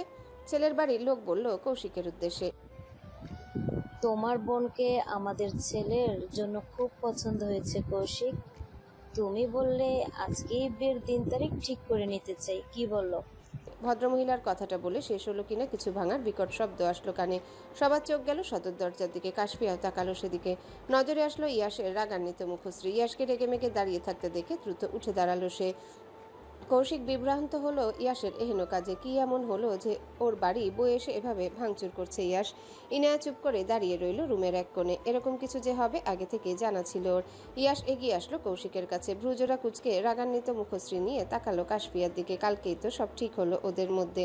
কোন সাহসে উপমা ছেলে পক্ষের সামনে এসে কনের সাজে বসেছে? ইয়াসের যে রাগ হচ্ছে, ইচ্ছে করছে সবার সামনে টেনে চর বসাতে কাশফিয়ার গালে। এদিকে ভীতু ভীতু চাহনিতে কাশফিয়া একবার তাকাচ্ছে ভাইয়ের দিকে, তো আরেকবার ইয়াসের দিকে। কৌশিক হতভম্ব হয়ে জিজ্ঞাসা করলো ইয়াসকে, এসবের মানে কি ইয়াস?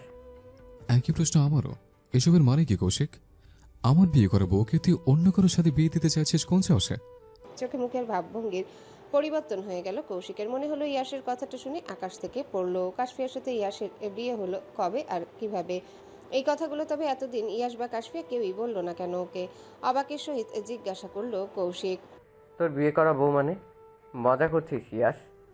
ইয়াস বাঁকা হাসলো। পাশে দাঁড়িয়ে থাকা কাশফিয়াকে টেনে নিয়ে আসলো নিজের কাছে, হাত রাখলো ওর কোমরে। কাশফিয়া তাকিয়ে আছে ইয়াসের দিকে। ইয়াসও তাকালো ওর উপমার মুখ পানে, আলতো করে চুমু দিল কাশফিয়ার কপালে। উপস্থিত সবাই মুখ সরিয়ে নিলেন অন্যদিকে। তরতর করে রাগ বাড়ছে কৌশিকের। বাইরের মানুষদের সামনে ঝামেলা করবে না ভেবে কিছু বলতেও পারছে না, কিন্তু ইয়াসের এমন অসভ্যতামিতে বিরক্ত হচ্ছে কৌশিক। সবার মুখ জুড়ে বিরক্ততার চাপ থাকলেও মিটিমিটি হাসছে ইনায়া। কৌশিকের দিকে তাকালো ইয়াস, বলল, ওকে। দেখলি তো, তোর বোন আমাকে বাধা দেয়নি। এর থেকে বেশি কিছু করলে বাধা দিবে না, বুঝে না এবার মজা করছে কিনা। প্রচন্ড রাগে চিৎকার দিয়ে উঠল কৌশিক। ইয়াস, কি অসভ্যতাম এগুলো! ইয়াসের ভাবভঙ্গির পরিবর্তন হলো না তেমন। ও দাঁড়িয়ে আছে আগের মতোই, তাকিয়ে আছে কাশফিয়ার দিকে। কাশফিয়াও নির্লজ্জের মতো মুচকি হাসছে। ইয়াসের বুকে মুখ গুজে, সামনে কে আছে না আছে খেয়াল নেই ওর। কাশফিয়ার অশান্ত মনটা শান্ত হয়েছে ইয়াসকে পেয়ে। এত সময় মনে মনে আল্লাহকে ডাকছিল আর ইয়াসের আসার অপেক্ষা করছিল সে। এত কিছু দেখে সোফায় বসে থাকা রাকিব আর ওর বাড়ির লোক উঠে দাঁড়ালেন। কৌশিককে দু একটা কথা শুনিয়ে চলে গেলেন ওনারা। কেমন অপমানিত বোধ হচ্ছে কৌশিকের। বিয়ে যদি করেছে দুজন, তাহলে আগে বললো না কেন? কৌশিক আর ইয়াসের মধ্যে ঝামেলা হলো, কাশফিয়াকেও বকাঝকা দিল কৌশিক। ইয়াসের রাগ হলো, সেন্টার টেবিলে রাখা কাচের জিনিসপত্র সব ভেঙে গুড়িয়ে দিল তখনই। কৌশিকের মেজাজ খারাপ হলো, এবার রাগ দেখিয়ে বলল, হচ্ছেটা কি ইয়াস? তুই তো উশৃঙ্খল হলি কবে থেকে? আমার বাসা থেকে বের হয়ে এসব বাথরুম কর। ইয়াস বাঁকা হাসলো, একবার তাকালো কাশফিয়ার দিকে, পরে আবার কৌশিকের দিকে তাকিয়ে বলল, যাচ্ছে সময় মতো আমার উপমাকে এসে নিয়ে যাব, দেখে শুনে রাখবে। বেরিয়ে গেল ইয়াস। কাশফিয়াও যেতে চাইল ওর পিছু পিছু, কিন্তু বাধা দিল কৌশিক। হাত টেনে ধরলো কাশফিয়া অসহায়ের মতো তাকালো ভাইয়ের দিকে, বলল, কি হলো ভাইয়া, যেতে দাও আমাকে। কোথায় যাবি তুই? ইয়াসের কাছে? হ্যাঁ। তাহলে আর আমাদের বাড়িতে আসবি না, আমাকে ভাইয়া বলেও ডাকবি না। আমি ভুলে যাব তুই আমার বোন। ছলছল করে উঠলো কাশফিয়ার চোখ দুটো। এই বুঝি চোখ বেয়ে পানি পড়বে এমন অবস্থা? ইনায়ার বিরক্ত লাগছে কৌশিকের কাজে। কিছু বললেও শুনবে না কৌশিক, ভালো করেই জানে। কিছু বললেও না সে। কাশফিয়াকে চোখের ইশারায় শান্ত হতে বলল কেবল কৌশিক। ধমকের স্বরে কাশফিয়াকে নিজের রুমে যেতে বলল। কাশফিয়াও শুনল ওর কথা। একরাশ মন খারাপ নিয়ে চুপচাপ চলে গেল নিজের রুমে। রোহির অসুস্থতা বাড়ছে দিন দিন। না পেরে ডাক্তারের পরামর্শে উজ্জ্বল ওকে নিয়ে এসেছে লন্ডনে। ভর্তি করিয়েছে দ্য রয়্যাল মার্সডেন হাসপাতাল নামের একটা হাসপাতালে। এটি ক্যান্সার চিকিৎসা ইউরোপের অন্যতম শীর্ষ হাসপাতাল। ইয়াসের ভরসায় আর ডাক্তারদের কথাই নিয়ে আসা এখানে। ইয়াসও আসলো মাত্রই। করিডোরে বসে থাকা উজ্জ্বলের কাছে গেল। সিমি আর আফিয়াও আছে। সিমি কান্না করছে রোহির অবস্থা দেখে।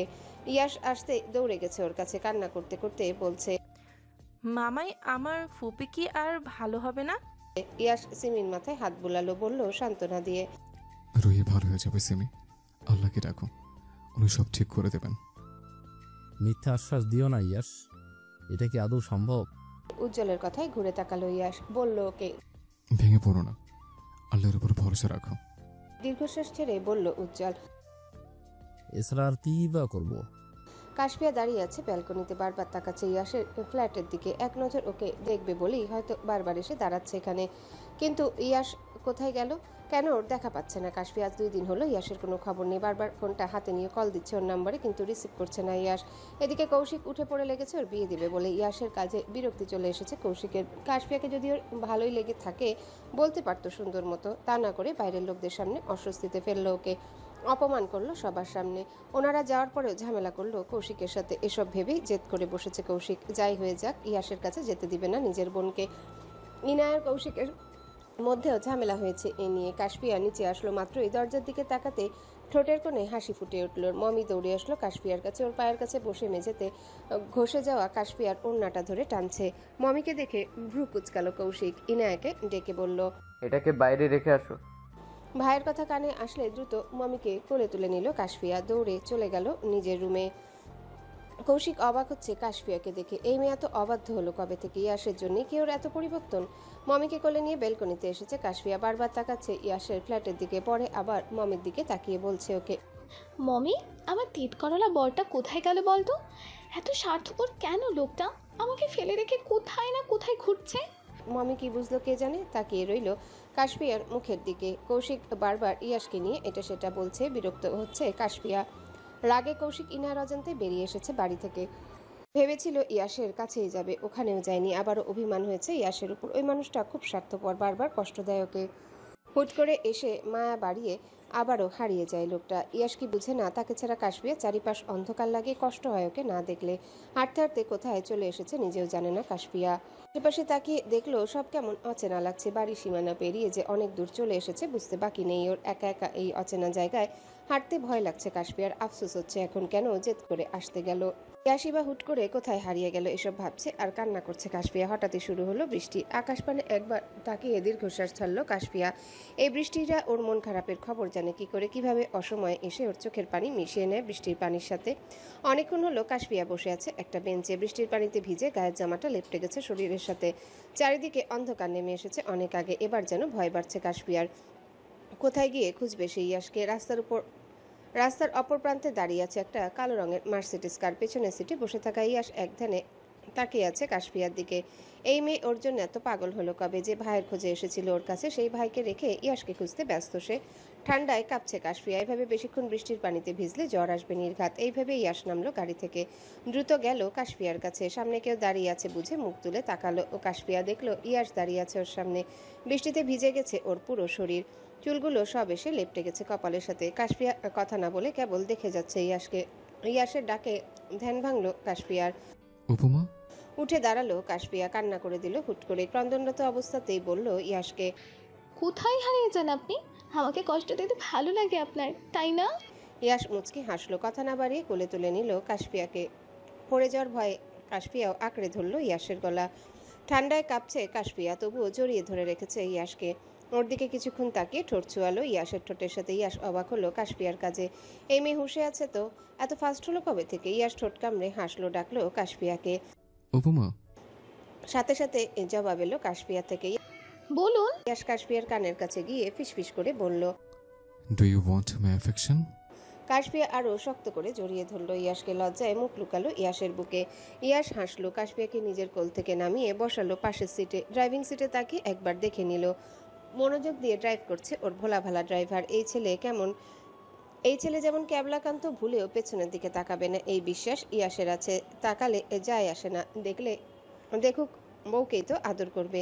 ইয়াশ তাকালো কাচুমাচু হয়ে বসে থাকা কাশফিয়ার দিকে। কাশফিয়ার পিঠের ভিজে চুলগুলো সরিয়ে দিল ইয়াশ। জামার ফিতাটা খুলে দিয়ে চুমু দিল ওর পুরো পিঠে।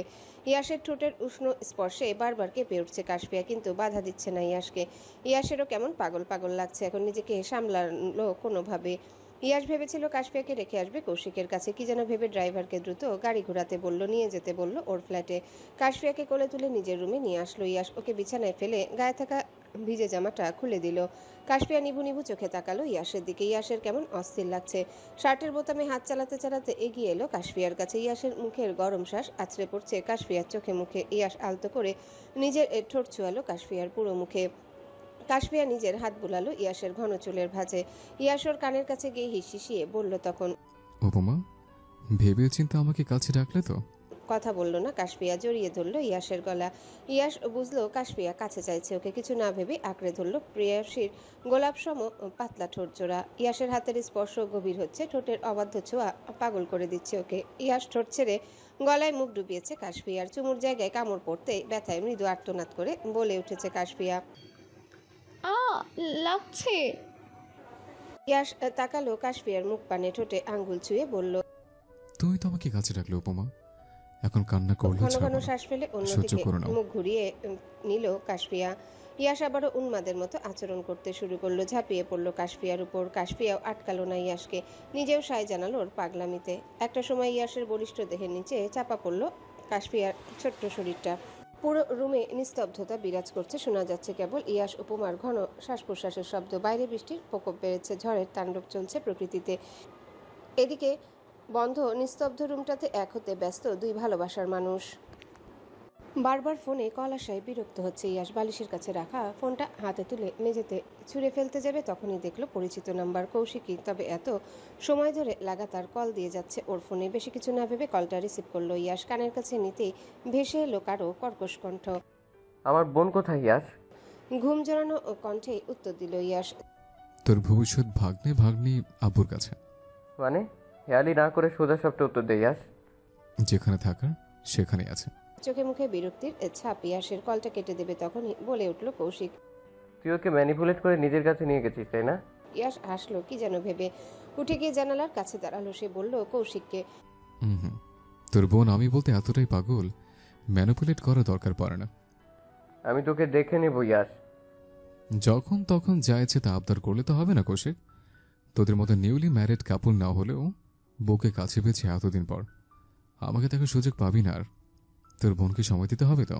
কৌশিকের রাগ হচ্ছে ইয়াসের বাদরামতে। রেগে কিছু বললে ইয়াস আবারও বলে উঠেছে, বাংলা সিনেমার ভিলেন ভাইদের মতো ব্যবহার করছিস কেন কৌশিক?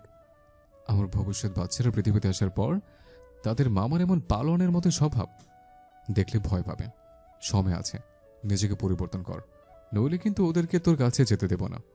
রেগে মেগে ফোনের লাইন কেটে দিল কৌশিক। কৌশিককে একটু হলেও জব্দ করতে পেরেছে ভেবে ইয়াস হাসলো মনে মনে। কাশফিয়ার ক্লান্ত অচেতন শরীরটা পড়ে আছে বিছানায়। বিছানার চাদরটা গায়ে টেনে রেখেছে কেবল। ইয়াস একবার তাকালো কাশফিয়ার দিকে। ওর পুরো শরীরে লালচে দাগগুলো স্পষ্ট দেখা যাচ্ছে। ইয়াসের রাগ হলো নিজের উপরই। হুঁশ জ্ঞান হারিয়ে নিজের অজান্তেই কষ্ট দিয়ে বসেছে কাশফিয়াকে। বেশি কিছু ভাবলো না ইয়াস। বিছানায় শুয়ে থাকা কাশফিয়াকে কোলে তুলে নিয়ে গেল ওয়াশরুমে। শাওয়ারের পানি এসে কাশফিয়ার উন্মুক্ত পিঠে পড়তে তীব্র জ্বালায় চোখ মুখ কুচকে বন্ধ করে নিল সে। খামচে ধরল ইয়াসের পেশিবহুল বাহু। কাশফিয়ার লম্বা লম্বা নখের আঁচড় পড়ল ইয়াসের হাতে। কিছুই বলল না সে। মুচকি হেসে পরম যত্নে ওকে জড়িয়ে নিল নিজের বুকে। শরীরটা মুছিয়ে দিয়ে নিয়ে গেল আবারও রুমে। ইয়াসের পরনে থাকা কালকের শার্ট ব্যতীত আর কিছুই নেই কাশফিয়ার গায়ে।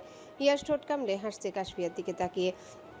এই দেখে প্রচন্ড রাগ হলো কাশফিয়ার। বিছানায় শুয়ে থেকেই রেগে বলল ইয়াসকে, রাক্ষস কোথাকার। ইয়াস এগিয়ে গেল কাশফিয়ার কাছে। মুখের উপর থেকে চুলগুলো সরিয়ে গুজে দিল কানের পাশে। বলল ফিসফিস করে, বলেছিলাম না বুঝে শুনে কাছে ডাকবে আমাকে। কাশফিয়ার বাধা মানল না। ইয়াস কাছে গিয়ে শক্ত করে জড়িয়ে ধরল ওকে। শরীরে প্রচন্ড ব্যথা হলো কাশফিয়ার। কান্না করে বলে উঠল ইয়াসকে, ব্যথা পাচ্ছি, সরুন। সরবো না। আমাকে কষ্ট দিয়ে শান্তি পান আপনি? ভালোবাসাও তো দিয়েছে, ওটা দেখলে না? কাশফিয়া মুখ সরিয়ে নিল অন্যদিকে। ইয়াসকে কিছু বলেও লাভ হবে না জানে সে। সেই তো আগের মতো জড়িয়ে ধরে রেখেছে এখনো। বিছানায় শুয়ে থাকা কাশফিয়ার ছোট্ট বুকে নিজের মাথাটা রাখলো ইয়াস। জড়িয়ে ধরে চোখ দুটো বন্ধ করলো নিজের।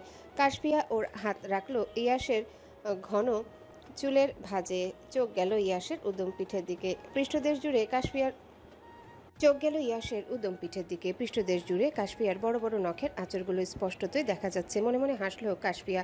রাক্ষস তো সে নিজেও কম নয়। রোহি শুয়ে আছে হসপিটালের বেডে। উজ্জ্বল, আফিয়া, সিমি দাঁড়িয়ে আছে ওর পাশে। বারবার জানতে চাইছে ওর কিছু লাগবে কিনা। কথা নেই রোহির মুখে। এক ধ্যানে তাকিয়ে আছে দরজার দিকে। কি যেন ভেবে যাচ্ছে সে। ডাক্তার এসে মাত্রই দেখে গেল রোহিকে আগের থেকে কিছুটা ভালো আছে এখন, তবে পুরোপুরি ভালো হবে কিনা কেউই বলতে পারছে না। সিমি কান্না করছে ফুপির জন্য। উজ্জ্বলও মনমরা হয়ে বসে আছে। অবশেষে কথা বলল রোহি। উজ্জ্বলকে বলল ওর চাচা চাচিকে দেখবে, এক্ষুনি যেন বাড়িতে কল দেয়। উজ্জ্বলও শুনল বোনের কথা, কল দিল বাড়িতে। সবার সঙ্গে সুন্দরভাবে কথা বলল রোহি। চাচা চাচিকে বিদায় জানিয়ে কেটে দিল ফোনটা। রোহির মনে আরেকটা ইচ্ছে জেগেছে, ইয়াস আর কাশফিয়াকে দেখবে সে। তাই বলল উজ্জ্বলকে, ঈশানকে আসতে বলবে ভাইয়া, সাথে ওর উপমাকে নিয়ে আসতে বলবে। দ্রুত নিজের ফোনটা হাতে নিল উজ্জ্বল। ইয়াসের নাম্বারে কল দিতে দিতে বলল রোহিকে। হ্যাঁ, এক্ষুনি আসতে বলছি। রোহি নিজের মুখ সরিয়ে নিল অন্যদিকে, বলল বিড়বিড় করে, আমাদের আবার দেখা হোক ঈশান, একটা শান্ত মায়াভরা সন্ধ্যায় তোমার কাঁধে মাথা রেখেই না হয় আমার মৃত্যু হোক। তুমি আমার না হলেও তোমাকে শেষবার এক নজর দেখার ইচ্ছেটা অন্তত পূরণ হোক। উজ্জ্বলের সাথে কথা বলতে বলতে নিচে নামলো ইয়াস। উজ্জ্বলকে বলেছে কিছুক্ষণের মধ্যেই আসছে ওরা। স্বস্তি পেল উজ্জ্বল। কলটা কেটে দিয়ে রোহিকে জানালো কথাটা। ইয়াস নিচে নামতেই দরজার সামনে দাঁড়িয়ে থাকা সাইফান আর মেহেককে দেখলো। এত সকালে দুজনের একসাথে এখানে আসার কারণ বুঝলো না। সেইদিকে সাইফান দাঁড়াতে পারছে না, ভালো করে চোখে ঘুম লেগে আছে ওর। এসেছে কেবল মেহেকের জোরাজোরিতে। সাইফান না আসলে তো আবার ইয়াস রুমে ঢুকতে দেবে না মেহেককে। ভার্সিটি অফ থাকার কারণে দেখা হয়নি ইয়াসের সাথে, তাই মিথ্যা বাহানায় এসেছে আজ। ইয়াস এগিয়ে এলো ওদের কাছে। ভ্রুকুচকে দুজনের দিকে তাকিয়ে গম্ভীর কণ্ঠে বলল, কি চাই? মেহেক উত্তর দিল আমতা আমতা করে, পর্ব 17। আসলে স্যার, আমার তো ম্যাথের প্রবলেম জানেনি, তাই এসেছি আপনার কাছ থেকে হেল্প নিতে। ইয়াস ভিতরে ডাকলো দুজনকে, তারপর সোফায় দেখিয়ে বসতে বলল ওদের।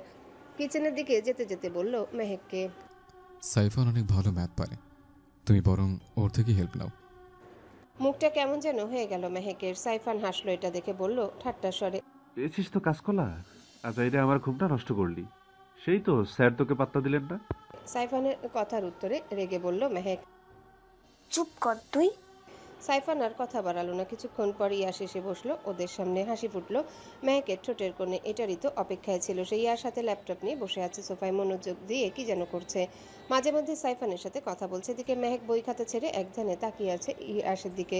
ফর্সা শরীরে কালো রঙের টি শার্টটা ইয়াসকে মানিয়েছে ভালো। গালের খোঁচা খোঁচা দাড়ি, মাথার উস্কো খুস্কো চুলগুলোতে যেন আরও ভালো লাগছে ওকে। মেহেক মুগ্ধ হয়ে দেখে যাচ্ছে ইয়াসকে। মানুষটাকে মেহেক পছন্দ করে সেই কবে থেকে। কবে যে নিজের মনের কথা বলতে পারবে ইয়াসকে, সেই আশায় বসে আছে ও। কাশফিয়া এসেছে ড্রয়িং রুমে। আস্তে আস্তে এসে দাঁড়িয়েছে ইয়াসের পাশে। সাইফান মন দিয়ে ম্যাথ সলভ করছে। এদিকে মেহেকের পুরো মনোযোগ ইয়াসের দিকে, তাই আর কেউই দেখেনি কাশফিয়াকে। ইয়াসের থেকে চোখ সরালো মেহেক। সোফায় ফেলে রাখা একটা কালো রঙের ওড়না নজর গেল তখন। ভ্রুকুচকে ওড়নাটার দিকে তাকিয়ে রইল মেহেক। ভাবলো মনে মনে, ইয়াসের বাড়িতে মেয়েদের উন্না এলো কোথা থেকে? ইয়াস ব্যতীত অন্য কেউ কি এখানে থাকে? ওড়নাটার দিকে এক ধ্যানে তাকিয়ে কথাগুলো ভেবে যাচ্ছে মেহেক। ইয়াস ল্যাপটপ থেকে চোখ সরাতে দেখলো ওর পাশে দাঁড়িয়ে থাকা কাশফিয়াকে। গায়ে ইয়াসের শার্ট আর পরনে একটা প্লাজো ছাড়া আর কিছুই নেই ওর। এই অবস্থায় কাশফিয়া এখানে এসেছে দেখে রেগে গেছে ইয়াস। সামনে বসে থাকা সাইফানকে কি দেখেনিও? এই মেয়ে এত নির্বোধ কেন বুঝে পায় না ইয়াস। ইয়াস আর মেহেক ছাড়া অন্য কেউ এখানে আছে বুঝতে পেরে মুখ তুলে তাকিয়েছে সাইফান। কে দাঁড়িয়ে আছে দেখার সুযোগ পেল না সে। এর আগে ইয়াস একটানে কাশফিয়াকে নিয়ে এলো নিজের কাছে। ওর কোলে কাশফিয়াকে বসিয়ে মাথাটা চেপে ধরলো নিজের বুকে। সোফায় পড়ে থাকা ওড়নাটা এনে ঢেকে দিল কাশফিয়ার মাথা আর শরীর।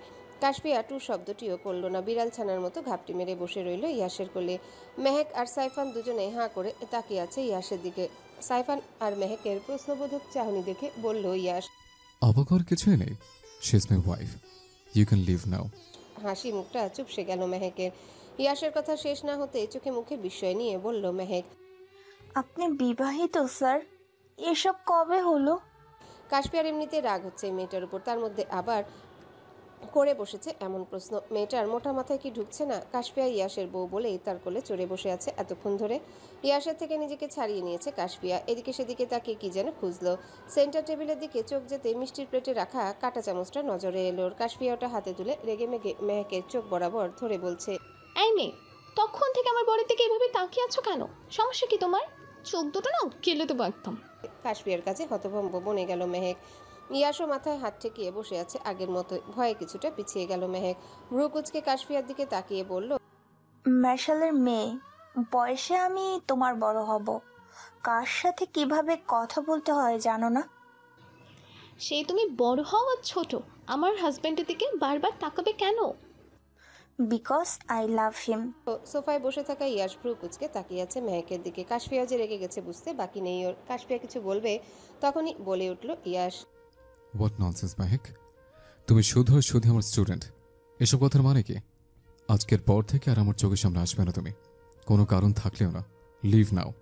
অপমানিত বোধ হলো মেহেকের। ইয়াশের থেকে এমন ব্যবহার আশা করেনি সে। চলে যাবে বলে পা বাড়ালো মেহেক। তার আগে একবার তাকালো কাশফিয়ার দিকে। মনে মনে ভাবলো সে এই মেয়েটার মধ্যে কি এমন আছে যা তার মধ্যে নেই। কেন ইয়াশকে রেখে মেয়েটাকে পছন্দ করলো? দ্বিতীয়বার একই কথা বলল ইয়াশ। মেজাজ দেখে নিজের বাড়ি থেকে বেরোতে বলল মেহেককে। কাশফিয়ার প্রচন্ড রাগ হচ্ছে এই মেহেককে দেখে, তবুও চুপ করে রইল সে। মেহেক চলে গেল ইয়াশের ফ্ল্যাট থেকে বেরিয়ে। পিছু পিছু গেল সাইফানও। দরজার সামনে গিয়ে আবারও ফিরে আসলো সাইফান। এক গাল হেসে বলল ইয়াশকে, স্যারের কিন্তু ভাগ্য ভালো, এই বয়সে এমন কম বয়সে সুন্দরী বউকে পায়। ইয়াশের হয়তো পছন্দ হলো না সাইফানের কথাটা। রেগে মেগে ওর দিকে তাকাতে সাইফান ভয় পেয়ে দ্রুত চলে গেল বেরিয়ে। কাশফিয়া একবার তাকালো ইয়াশের দিকে। গায়ে থাকা ওড়নাটা মেঝেতে ছুঁড়ে ফেলে চলে যাচ্ছিল রুমে। ইয়াশ বুঝলো রূপমা রাগ করেছে। কাশফিয়ার হাত টেনে নিয়ে আসলো নিজের কাছে। ইয়াশের থেকে নিজেকে ছাড়ানোর চেষ্টা করে রেগে বলছে কাশফিয়া, ছাড়ুন আমাকে। ইয়াশ শান্ত কণ্ঠে জবাব দিল কাশফিয়ার কথার। রাগ করেছো উপমা? কথা বলল না কাশফিয়া। রাগ তো সে করেছেই। তাকে বাড়িতে রেখে অন্য একটা মেয়ের সাথে বসে গল্প করছিল ইয়াশ। কাশফিয়ার যে মেয়েটার থেকে বেশি ইয়াশের উপরেই রাগ হচ্ছে। উত্তর না পেয়ে আবারও কাশফিয়াকে ডাকলো ইয়াশ। উপমা? সাথে সাথে উত্তর এলো কাশফিয়ার থেকে, আমি রাগ করলে আপনার যায় আসে? আমি কে আপনার? যান ওই মেয়েটার সাথে গিয়ে গল্প করুন। ইয়াশ কি যেন ভেবে ছেড়ে দিল কাশফিয়াকে। সুযোগ পেয়ে কাশফিয়া চলে যেতে নিলে দ্রুত সামনে গিয়ে আবার ওকে জড়িয়ে ধরলো ইয়াশ। আলতো করে ওর কপালে ঠোঁট ছুঁয়ে বলল আদুরে গলায়, তুমি তো আমার সব উপমা। আমার স্বপ্ন দেখা সেই রাজকন্যা তুমি। নির্জন জীবনের নিভু আধারে এক চিলতে রৌদ্রতাপ তুমি। আমার উপমা তুমি। কাশফিয়া মাথা তুলে তাকালো ইয়াশের মুখ পানে। লোকটার ঘায়েল করা হাসিতে কোথায় যেন উড়ে গেল সব রাগ অভিমান। এমন সুন্দর হাসি আর মন ভোলানো চমৎকার কথা শুনলে কারি বা রাগ থাকবে। ইয়াশ আর কাশফিয়া এসেছে রহিকে দেখতে। কাশফিয়াকে দেখে সিমি দৌড়ে গেছে ওর কাছে। দুজনে মিলে গল্প করেছে অনেকক্ষণ। ইয়াশ ওকে সিমির কাছে রেখেই চলে গেছে রহির সাথে দেখা করতে। কিন্তু কেবিনে এসে রহিকে পেল না সে। এদিক সেদিক তাকিয়ে খুঁজলো অনেকক্ষণ। কোথাও না পেয়ে বাইরে বেরিয়ে গেল আফিয়া বা উজ্জ্বলকে জিজ্ঞেস করবে বলে। সময়টা সন্ধ্যা।